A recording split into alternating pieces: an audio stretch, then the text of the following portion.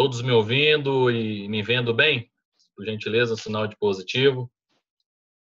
Ok. Qualquer intercorrência, por gentileza, podem me interromper, viu? Eu agradeço aí a disponibilidade de todos, né, que estão aí presentes conosco de forma virtual. Eu saúdo a todos, né, desejando uma boa noite a todos e todas. Vejo aqui alguns diretores da nossa 20ª subseção da Ordem dos Advogados do Brasil, seção Minas Gerais. Também gostaria de saudar vários presidentes de comissões que eu vejo aqui também presentes, grandes advogados, advogadas, muitos estagiários, eu estou vendo aqui no nosso hall de participantes, estudantes de direito, enfim, demais participantes. Vejo também aqui colegas de diversos estados do Brasil, que honra, viu? Eu, na qualidade de presidente da 20ª subseção, gostaria de dar as boas-vindas a todos vocês nessa noite que eu considero histórica para nós. Eu cumprimento com grande satisfação também os palestrantes desta noite, querido Dr. Lucídio Ferreira, nosso presidente da comissão do Biodireito, né, idealizador deste evento, realmente quem deve ser destacado como grande protagonista desse fechamento da nossa programação do mês da advocacia.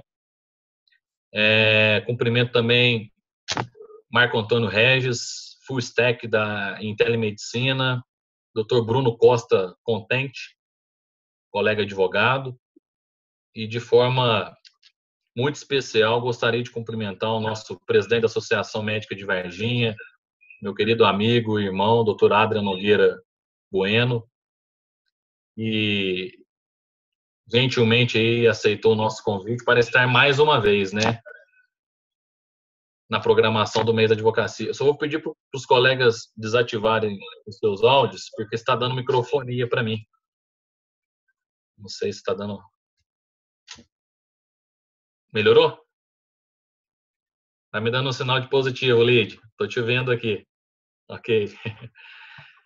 Então, realizadas essas saudações, eu prometo ser muito breve, até porque, né, hoje quem deve falar em nome da nossa 20ª subseção é o Dr. Lucídio, né, que é o presidente da Comissão do Biodireito. Realmente é quem merece os nossos aplausos aí por fazer esse fechamento de forma muito profissional. Tá dando microfonia para mim. Vou verificar aqui, peraí. Microfonia. Senão eu vou fazer o seguinte, eu vou desativar o meu áudio aqui.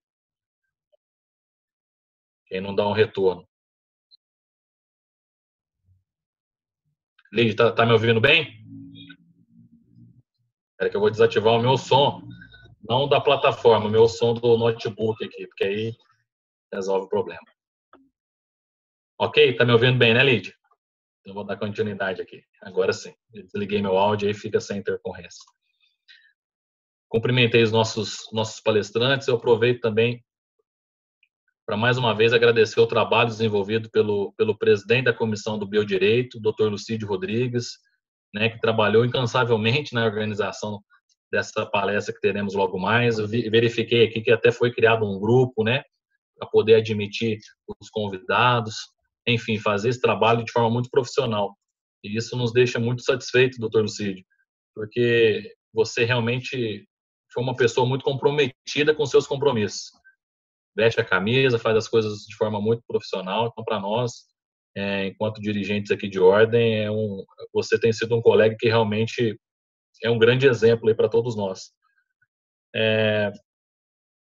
Como hoje é o nosso último dia do mês de agosto, né, um mês, pelo menos para mim, de intenso trabalho, né, eu confesso que eu participei de 90% das palestras que foram realizadas durante esse mês, né, e a nossa 20ª subseção da Ordem dos Advogados do Brasil, em adequação a essa nova realidade, né, imposta pela pandemia, nós quisemos inovar, né, na implementação de alternativas para poder atender as necessidades dos colegas advogados, sem deixar de lado as medidas de segurança, né, impostas pela atualidade.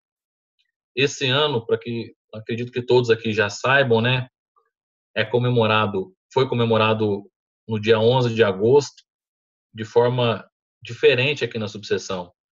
Depois de várias reuniões que nós tivemos aí com diretoria, com o presidente, com os nossos presidentes de diversas comissões, temos mais de 40 comissões, nós resolvemos que o dia do advogado, né, que foi comemorado no último dia 11, deveria ser comemorado com o mês da advocacia, né? Em agosto, o mês permeado de grandes palestras, né? A inovação agradou de forma maciça aí, né? A gente nunca tinha tido essa experiência de fazer eventos dessa magnitude de forma virtual, né? A pandemia trouxe essa questão positiva para a gente. Então, foi um evento cuidadosamente planejado, implementado com apoio de mais de 40 presidentes de comissão. Então, na história da nossa subseção, essa é a primeira vez que um evento mensal é realizado desta forma. E palestrantes, né, que eu verifiquei hoje, fazendo um relatório, né, de fechamento, que nós vamos encaminhar para a imprensa amanhã, palestrantes de vários estados do país, né, brindaram com seus conhecimentos, toda a advocacia local. Então, a participação foi ampla, né, centenas de inscritos tivemos aí para poder prestigiar esses eventos diários, né? Os colegas puderam participar dos eventos com palestras direcionadas para a nova realidade mundial e realmente as adequações dos temas, né, as necessidades da mudança, né, do comportamento, conteúdos conectados aí visando a preparação para um novo normal em uma nova realidade do direito foi amplamente debatido, né? Além das palestras, eu acho que alguns colegas aqui também tiveram a oportunidade de participar de um espaço voltado ao esporte também, né? Fizemos o famoso trekking da OAB nos dias 16, 23 e ontem também foi a última edição, né? Porque a gente também valoriza essa questão da saúde do advogado, que também é prioridade na nossa gestão. Eu gostaria aqui, já me direcionando para o final da minha singela e humilde fala, gostaria de atribuir a todos os presidentes de comissão, né, e palestrantes o sucesso do mês da advocacia e pontuo aqui que o trabalho foi muito árduo, pois implementar um evento dessa magnitude precisou de muita determinação, muita união e compromisso com a classe, né? Mas o resultado realmente foi melhor do que o esperado. Eu tive a notícia que esse evento que nós realizamos foi o maior evento organizado por uma subseção a nível nacional. Realmente isso nos deixa muito motivados para poder enfrentar outros desafios, mas essa conquista se dá graças ao comprometimento aí dos presidentes de comissões, da nossa diretoria, dos nossos conselheiros e principalmente todos aí que puderam prestigiar, né? Já temos aqui um quórum bem significativo, isso para nós é um motivo de muito orgulho. E eu, em nome da nossa 20ª subseção, gostaria de agradecer a todos. O mês da advocacia está sendo finalizado, né, mas o trabalho ele não para e outras reuniões já estão sendo realizadas para a gente poder estruturar novos eventos. A nossa atual gestão ela tem como norte a necessidade de servir, né, e intensificar esses trabalhos, porque a nossa missão continua, as nossas estratégias aí para melhoria constante também, né? Como eu sempre digo, vamos sempre avante, vamos trilhar um caminho aí para a gente fazer com que trilhamos aí o caminho e formatamos, né, a OAB que vocês querem, né? Eu tenho tomado muito cuidado para estar compartilhando todas as notícias da subseção, tenho ouvido colegas aí diariamente, e eu vou continuar deixando meu nome toda à disposição de vocês para a gente conseguir outras vitórias, né? Me sinto muito feliz em fazer essa abertura, né? Ao mesmo tempo, triste em fazer esse encerramento também, porque amanhã já vou sentir falta de mais lives. Esses dias eu encontrei com um colega e falei, já quantidade de live, como é que você aguenta? Eu acho que se a gente quer ter aquele resultado que nós nunca tivemos, nós precisamos fazer aquilo que nós nunca fizemos. E esse evento foi um divisor de águas da subseção. A gente planejou com muito carinho e o resultado está aí, o maior evento do Brasil, e com muito orgulho, esse evento é nosso. Evento de Varginha para o mundo, e vamos aí com mais desafios pela frente. Eu conto com a colaboração de todos vocês, e a palavra de ordem para a gente finalizar a nossa fala é gratidão. Gratidão, mais uma vez, a todas as comissões e a todos vocês por nos brindarem com as suas valorosas presenças. Vamos aproveitar esse encerramento com os nossos palestrantes, e mais uma vez eu agradeço ao Dr. Lucídio por conduzir os trabalhos aí com muito profissionalismo. Isso nos deixa realmente lisonjeados e motivados para poder enfrentar novos desafios. Muito obrigado, e declaro aí aberto o nosso último dia do mês da advocacia com a palestra da Comissão do Biodireito. Muito obrigado, uma boa noite.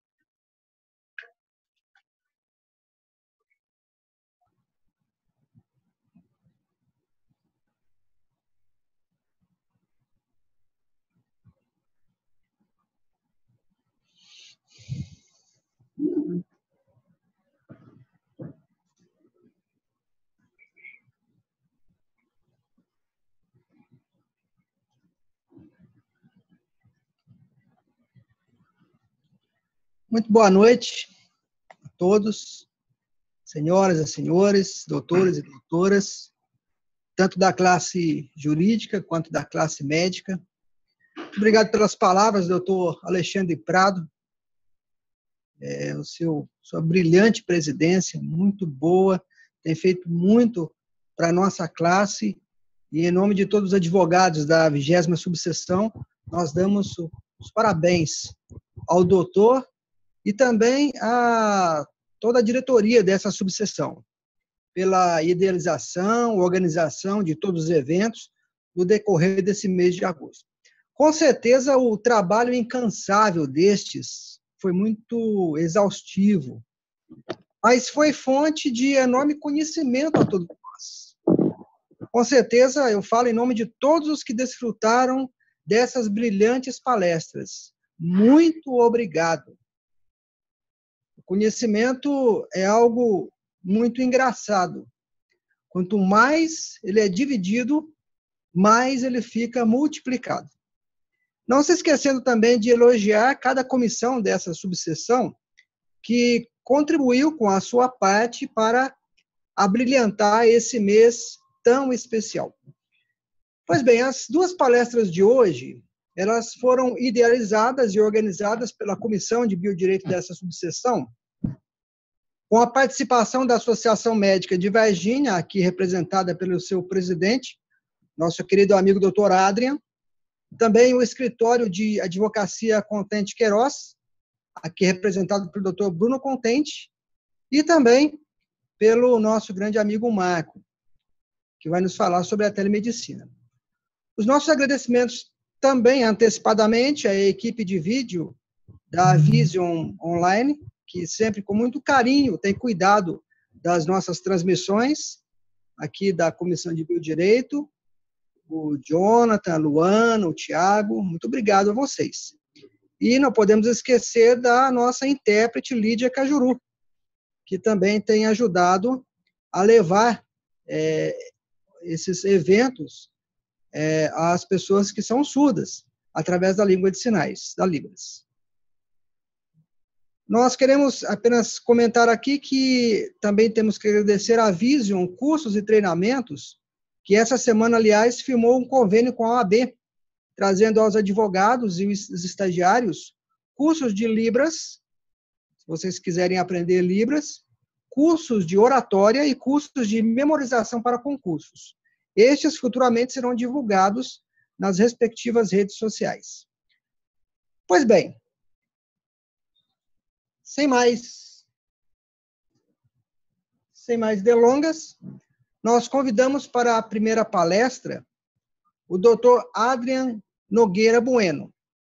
O Dr. Adrian, ele é presidente da Associação Médica de Varginha, delegado sindical do Sindicato dos Médicos de Minas Gerais em Varginha, médico reumatologista, membro titular da Sociedade Brasileira de Reumatologia, mestre em reumatologia pela Universidade Federal do Estado do Rio de Janeiro. Nós damos início, então, à primeira palestra, que terá o tema Telemedicina e a relação médico-paciente. Mas antes de passar a palavra ao doutor Adrian, nós gostaríamos de fazer alguns breves comentários aqui sobre esse tema. Por que esse tema ele é tão relevante?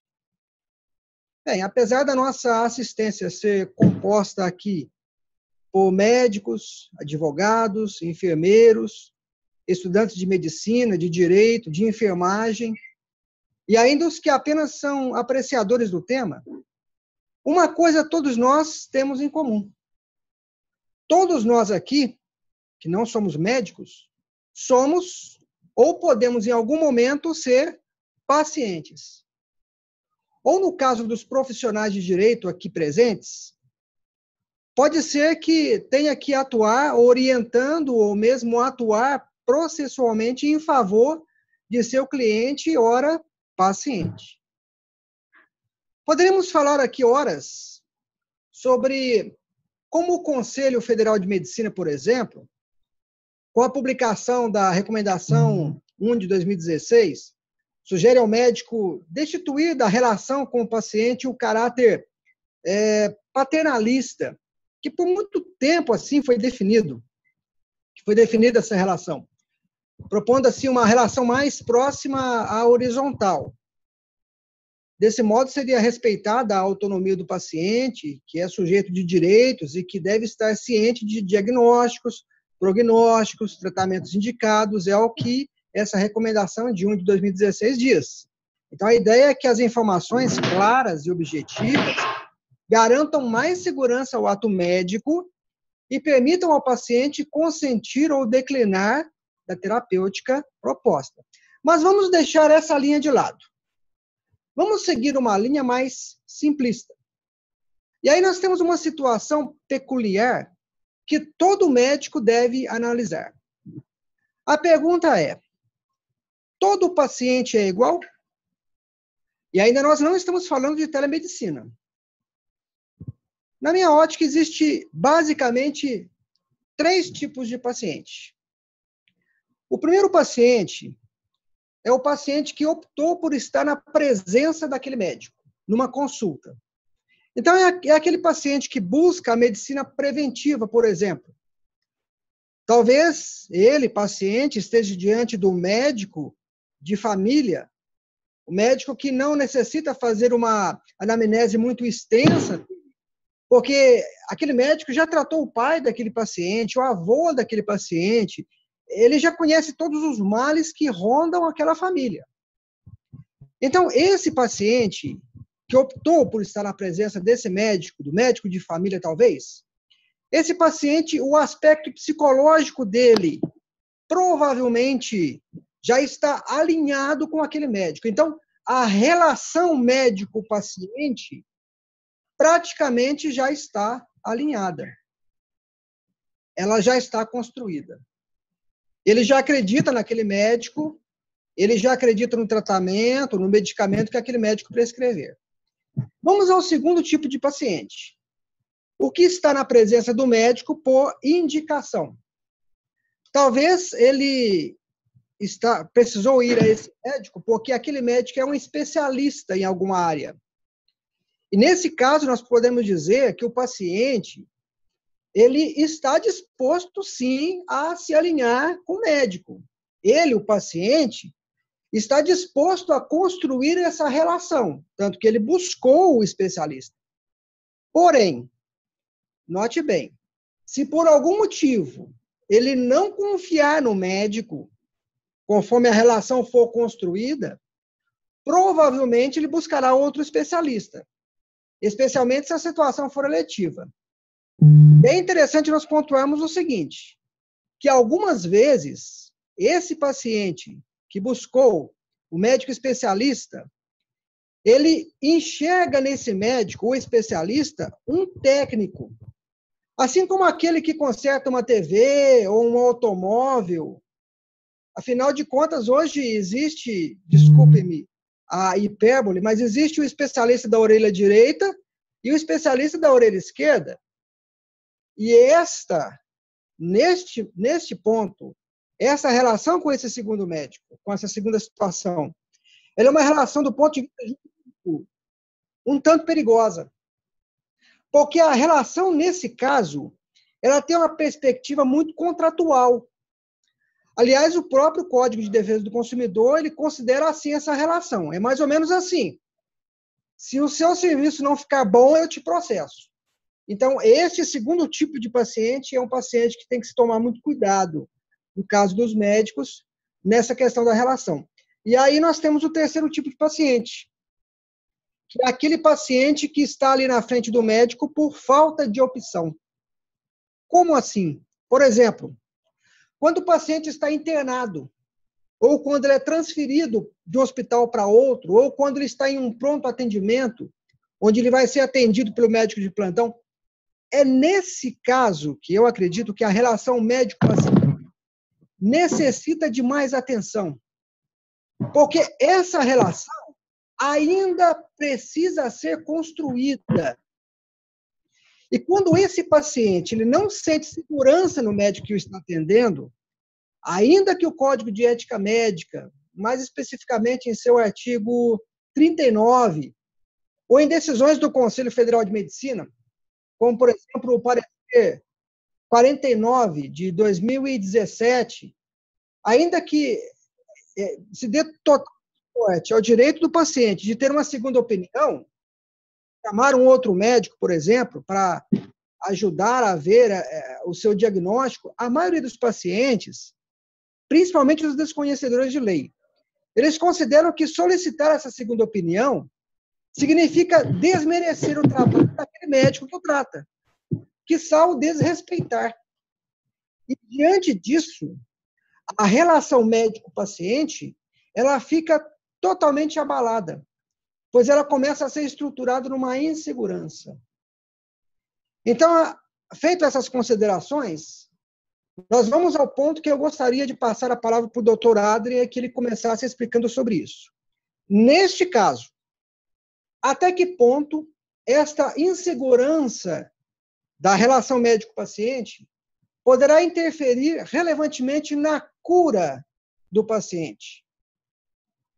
Deixar o paciente de acreditar na experiência, na habilidade do médico ou na eficácia de determinado tratamento, ou técnica, ou mesmo medicamento, isso vai interferir relevantemente na cura dele? Finalmente, tendo em vista que nós, brasileiros, somos muito presenciais, nós estávamos acostumados a cumprimentar com aperto de mão, com abraços. O paciente ele sempre espera que o médico toque nele. De fato, a prática médica sempre foi muito presencial. Portanto, como fica essa situação diante da telemedicina? Em outras palavras, a medicina, ela é um método paliativo que veio e vai embora rápido, ou, na opinião sua, doutor Adrien, ela veio para aperfeiçoar a relação médico-paciente e a própria prática médica? Então, o doutor Adrien preparou uma aula magna para nós, mas antes que ele adentrasse na matéria que ele preparou, nós gostaríamos muito que ele iniciasse a sua apresentação abordando um pouco desse aspecto. Com a palavra, doutor Adrien. Boa noite a todos. Com muito prazer que eu fiquei imensamente lisonjeado com esse convite que partiu do Dr. Lucídio nesse mês jurídico proporcionado pela OAB Subseção de Varginha, OAB Subseção Varginha. O nosso presidente da OAB Subseção Varginha, doutor Alexandre Prado, muito bem conduziu essa iniciativa junto com todas as outras subseções e pôde, com isso, proporcionar um mês excelente de palestras, as palestras online, que é o novo método agora, né? Que facilita bastante a participação de muitas das pessoas. Quero imensamente agradecer meu amigo Dr. Lucídio, fantástico nessa organização. A gente sabe que dá trabalho organizar isso, mas você está de parabéns excelente tema, o tema do momento, o tema que vai ainda gerar muitas discussões, é tudo muito novo para nós, tanto para os médicos, quanto para os pacientes, quanto para toda a população em geral, todas as profissões, né? Quero aqui cumprimentar os outros dois colegas que vão participar hoje com as suas palestras também, o Dr. Bruno Contente e o Dr. Marco Antônio Regis, né? E agradecer de coração esse convite. É a segunda palestra aí online que a Associação Médica está participando. A primeira palestra foi sobre o Código de Ética Médica, o novo Código de Ética Médica. Nós podemos conversar, bater um papo sobre o novo Código de Ética Médica. E hoje, falando sobre os aspectos jurídicos e a relação médico-paciente em relação à medicina, à telemedicina, né? Primeiro, deixar bem claro que foi uma portaria número 467 de 2020 do Ministério da Saúde, que dispõe em caráter excepcional e temporário sobre ações da telemedicina, com o objetivo, então, de regulamentar e operacionalizar as medidas de enfrentamento de emergência de saúde pública de importância internacional prevista no artigo 3º da Lei número 13.979, de 6 de fevereiro de 2020, decorrente da epidemia de Covid-19. Muito bem. Antes não se falava muito em telemedicina. A gente sabe que a telemedicina é uma coisa super nova para todos nós. E isso que o Dr. Lucídio vem a ponderar, realmente é o que faz muito sentido no nosso dia a dia, né? Eu gostaria de falando, se possível, colocando algumas partes dos slides que eu coloquei, para a gente ir falando, discutindo em cima deles. Pode fazer isso, doutor Lucídio, por favor? Pode ser? Com certeza.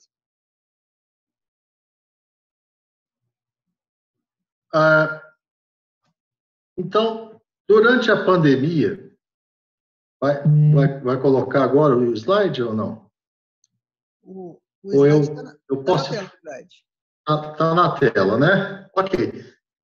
Perfeito. Então, acho que todos estão vendo, né, os slides, né? Tudo bem. Então, durante a pandemia do novo coronavírus, né, o Conselho Federal de Medicina, ele autorizou o uso de 3 ferramentas no teleatendimento no Brasil, tá? A primeira deles foi a teleorientação. O que foi a teleorientação? É que o médico ele iria dar informações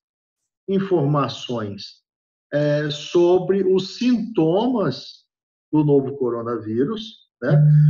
Avaliar se ele ficaria em casa ou se ele iria procurar um pronto atendimento ou um consultório médico. Então, esse é o primeiro objetivo da telemedicina, o que levou a isso tudo foi essa orientação. A segunda foi o telemonitoramento. O que é o telemonitoramento? A partir do momento que você tinha uma pessoa suspeita de coronavírus, você iria acompanhar esse paciente durante o período de quarentena para saber se ia hospitalizá-lo ou não, né? Então, você ia monitorando esse paciente, se ele ia apresentar febre, se os sintomas respiratórios iriam piorar, se os sintomas musculares iriam piorar, né? Ou seja, se o paciente estava bem em casa ou se seria necessário uma hospitalização. E o terceiro, né? O terceiro seria que o paciente ele seria ser uma teleinterconsulta, que é a discussão entre médicos de um caso, né? Então, o uso da telemedicina tem o objetivo de minimizar a exposição do paciente à aglomeração de pessoas no pronto atendimento e vigência do Covid-19. Então, esse foi o grande momento da telemedicina, justificando, então, o atendimento dessas pessoas, né, para evitar que ela saísse de casa e se contaminasse em locais públicos que tivessem aglomeração. No caso, os pronto-socorro, no caso. Muito bem. Passando isso, né, essa lei, que eu disse, essa portaria número 467 de 2020, né, do Ministério da Saúde, ela proporcionou que isso tivesse, então, esse ganho, né, esse ganho assim, a nível nacional, né, para poder estar divulgando isso para todos os médicos. A partir disso, né, o artigo 4º dessa lei mostrava que o atendimento, pode passar o slide, isso, pode passar o próximo também. O atendimento realizado por médico ao paciente por meio de tecnologia da informação e comunicação deveria ser registrado em prontuário clínico e deveria conter dados clínicos necessários para uma boa condução do caso, sendo preenchido em cada contato com o paciente, data, hora, tecnologia da informação, comunicação utilizada em atendimento e informado o número do CRM desse profissional e a sua humanidade e federação. Muito bem. Então, isso foi o que passou a valer, né, através do artigo 4º, esse atendimento médico com a tecnologia de informação, né, ou seja, tudo muito novo, visto que essa telemedicina, muitas das pessoas não dispõem, às vezes, de internet, né, é uma realidade do nosso país, e, a partir disso, então, validando essa portaria, validando esse artigo, as pessoas poderiam conseguir ter um acesso, né, à consulta médica através do teleatendimento. Muito bem. E como que ficaria, né, a emissão de receitas e atestados à distância? Como é que era feito isso? Como é que seria feito isso? Através de um meio eletrônico, né? Mediante o uso de uma assinatura eletrônica, ou seja, você tem que fazer um cadastro, você tem que fazer uma assinatura eletrônica através de um órgão que tem uma infraestrutura que seja de chave pública brasileira, né, que é o caso do IPC Brasil, com o uso de dados associados à assinatura do médico, de tal modo que ele poderia fazer uma modificação posterior detectável. E o atendimento dos seguintes requisitos: identificação do médico, para você ter a sua assinatura eletrônica, associação ao anexo de dados em formato eletrônico pelo médico e ser admitida pelas partes como válida ou aceita pela pessoa quem for oposto ao documento. Muito bem. E como é que faria se a pessoa precisasse de um atestado médico, né? Então, o atestado médico tinha que conter também algumas informações, para evitar que a pessoa saísse de casa para poder pegar um atestado, se ela tivesse, por exemplo, contato com algum familiar, tivesse em quarentena, contato com algum familiar com Covid positivo, e estivesse em quarentena, para essa pessoa não sair de casa e aquela que está positiva também, então era necessário ter um atestado médico, né?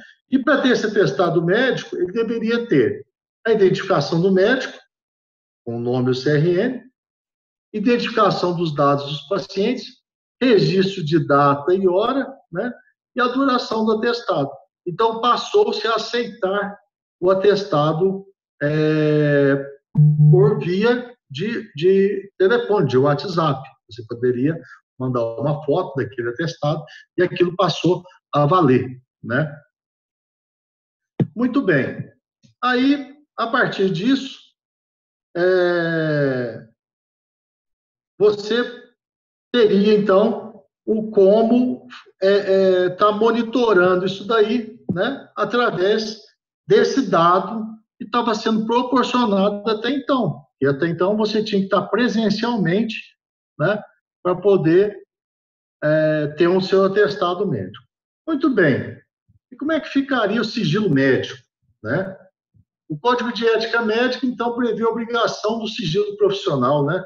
A plataforma escolhida pelo médico por meio de tecnologia de informação iria garantir uma integridade e segurança do sigilo das informações, ou seja, o médico é responsável por garantir a segurança ao paciente a qualquer falha que coloque em risco o sigilo médico, né? Certamente traria consequências éticas e jurídicas para o profissional. Então, o código de sigilo, né, ele tem que ser muito bem resguardado, tá? E você tem que ter o controle disso daí através da teleconsulta que você está executando com o paciente, né? Então, o sigilo médico é um cenário importante destacar e possui uma responsabilidade clara e essencial para que o atendimento seja de excelência. O prontuário na telemedicina. Como é que fica o prontuário na telemedicina, né?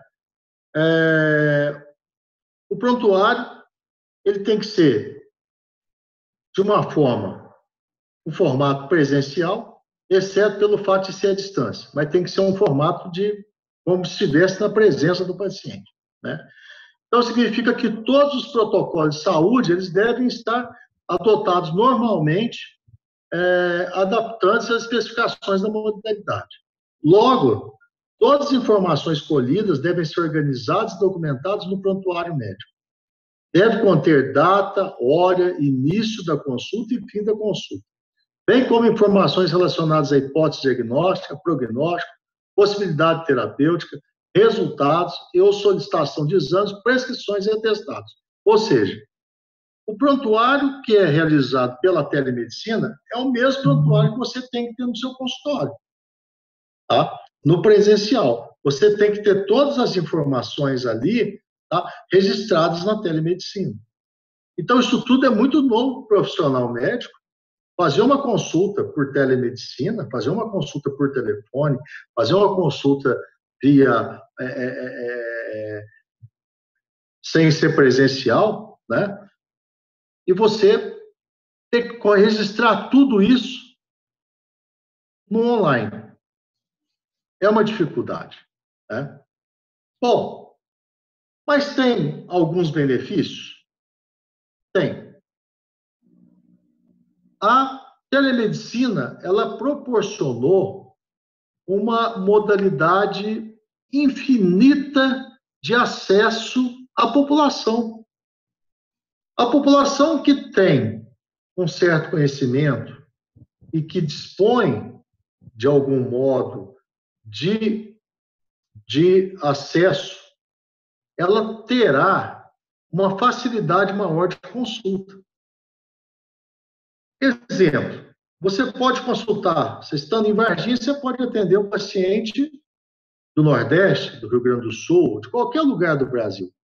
Hoje mesmo eu atendi uma paciente dos Estados Unidos que consultou comigo por telemedicina, que veio pegar uma opinião por telemedicina. Existe esse benefício? Existe. Você não sai da sua casa, você, nesse momento de Covid, você não se expõe, você evita aglomeração, você evita contato com outras pessoas, você evita ir em ambientes, né, você pode pegar um ônibus, pegar um metrô, pegar qualquer lugar que você está se expondo, né, para chegar até o objetivo que é o consultório do médico, né, você está se expondo. Então, você tem essas vantagens, né? Então, você tem uma segurança nesse sentido. Eu acho que, nesse sentido, é muito importante a telemedicina, nesse momento que nós estamos vivendo, né? E acessibilidade, sem dúvida. Hoje você consegue ter acesso ao médico pela telemedicina. Mas, como o próprio doutor Lucídio disse, e nós vamos discutir isso muito aqui hoje, é a presença, é o corpo a corpo, é o olho no olho, né?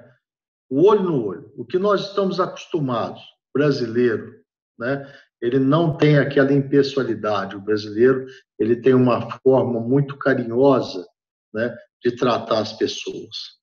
Então, é muito importante ficar atento à orientação dessa telemedicina que foi concedida devido à pandemia, tá? Então, o atendimento à distância a pacientes que apresentam sintomas parecidos desejam ter diagnóstico preliminar sem precisar deslocar a um hospital. Esse foi o grande objetivo da telemedicina, tá? Então, isso significa que, no momento que vivemos, tem a sua importância, mas é um fato que está acontecendo de outros casos, né, de telemedicina a profissionais médicos de especialidades estarem começando a atender consultas por esse novo método. Eu quero deixar bem claro algumas situações que dificultam muito na telemedicina. Tá? Dificultam muito. Exemplo. Você está com um quadro febril, você vai entrar em contato com o médico e vai falar para ele, estou com febre. Aí o médico vai perguntar para ele, você está com quanto de febre? Qual a sua temperatura? Ah, eu não medi minha temperatura, eu não aferi minha temperatura. Como é que você fala que está com febre? Eu estou sentindo que o meu corpo está quente. Então, é difícil de você ter parâmetros, né? A mesma coisa, estou com a pressão alta, mas você aferiu sua pressão? Não, não aferi, mas eu estou sentindo que a minha pressão está alta, né? Então, isso como que você vai mensurar isso, né? Uma outra coisa, os sintomas respiratórios. Como é que se você vai examinar um pulmão de um paciente que tem uma crise de bronquite ou que está com a pneumonia? A clínica, ela é soberana. O exame físico, ele faz parte da medicina, né? Assim como os livros de direito fazem parte do advogado.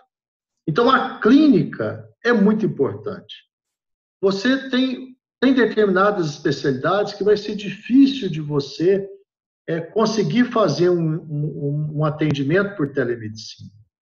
Na minha própria especialidade de reumatologia, fazer um exame físico no paciente que está com dor, o paciente chega com crise de artrite, né? Uma coisa é a pessoa falar, eu estou com uma dor na minha articulação da mão. Outra coisa é você examinar aquela articulação da mão e ver qual parte da mão está doendo, qual articulação. É a interfalangiana proximal, é a distal, é a metacarpo-falangiana, né? Aquilo ali tem um sinal de fratura, tem um sinal de sinovite, o que que tem, né? Então, é muito importante você estar diante do paciente pelo exame físico. Isso é uma das situações. Outra situação é a relação médico-paciente, né? A relação médico-paciente, ela interfere muito no diagnóstico, né? Você tendo a confiança